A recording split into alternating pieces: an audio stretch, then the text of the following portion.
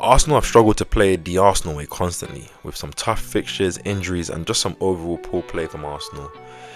Arsenal haven't quite got that balance right that we've been looking for in terms of just how we want to play football. One game though that did stand out where I felt this balance was showed was the Southampton game at home.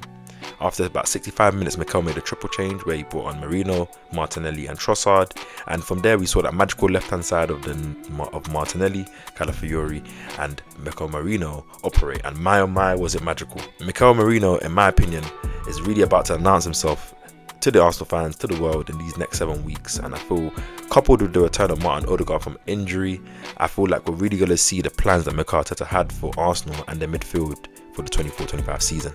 If you're new or you're returning and you have already, smash the subscribe button. I'm almost at 1k subs.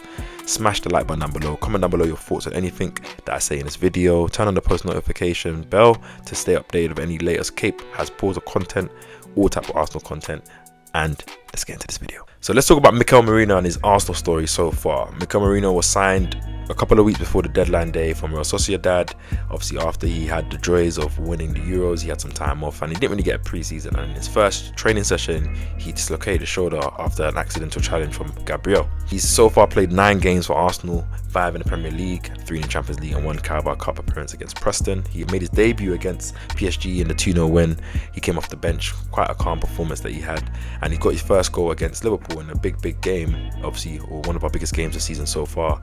Yeah, that powerful header and a great performance when, you know, we were missing a lot of key players in that game, which I felt like was macrocosm what was to come. But he's also not had some good performances, like for example the Bournemouth game, which was a bit more controversial. I think he played well, but others said he didn't. The Inter Milan and the Newcastle games especially, I don't think Merino has his best, although Inter Milan did get that head injury. I feel like he brings Arsenal that technical security. He has Pausa for sure. Mikel Merino has Pausa, got given that verification.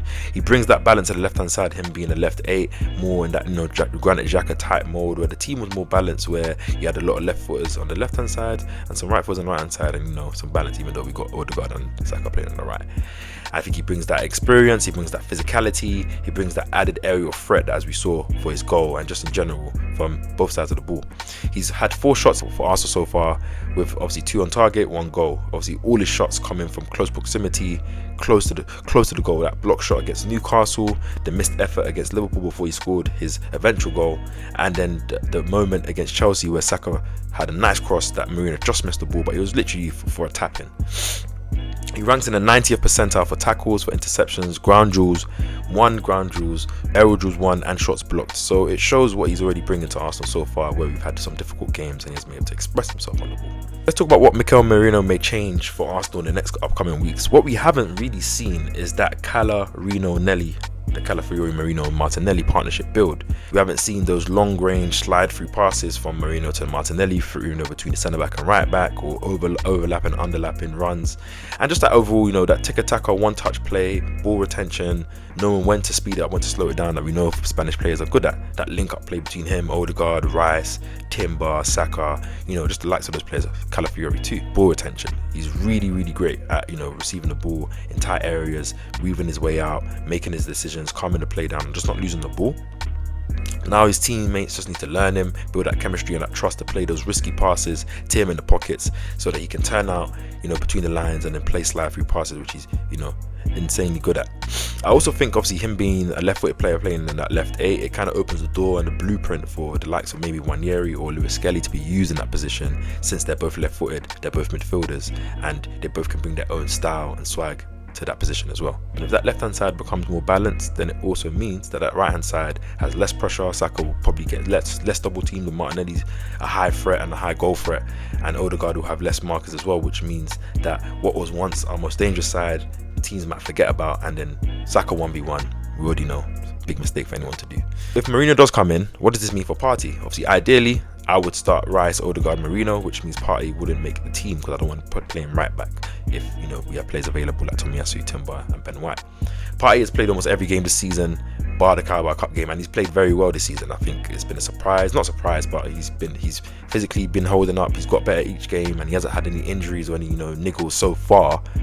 I think Mikel eventually he will go to that Rice, Odegaard, Merino midfield three. This doesn't mean Partey doesn't have a part to play in the team, just means that overall that Mikel can show what he had planned for us for 2024, 25 and moving forward. And Partey will have games where he starts and rotates. And never know, it might be see a midfield sometimes of Partey, Merino and Odegaard if Rice was out. To conclude, I think Merino brings that balance to the left hand side. I think we're about to see the best version of Martinelli, or at least that we have seen in a long time, with him having a functional system and some chemistry around him.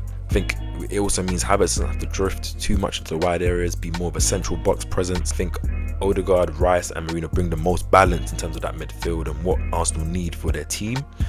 I think Merino has the technical security, he has the intelligence, he has the footballing IQ, he has the experience, and less wasted possession, especially with Arsenal going to face a lot of low block teams where they're going to need to utilize possession. And for me personally, I'll never get bored of that Merino back post headed goal, that celebration around the corner flag, and hearing that Bella Ciao, Mikel Merino chant. Comment down below your thoughts on anything I said. Do you agree with what I said? Do you want to see that Rice Odegaard Merino partnership? Do you think Merino will also bring the balance to the left hand side, or do you want to see the tried and tested Partey, Odegaard and Rice, or Wanyeri? Hit that subscribe button, comment down below your thoughts, like this video, and I'll catch you guys on the next video. It's been your boy Cape. Speak soon.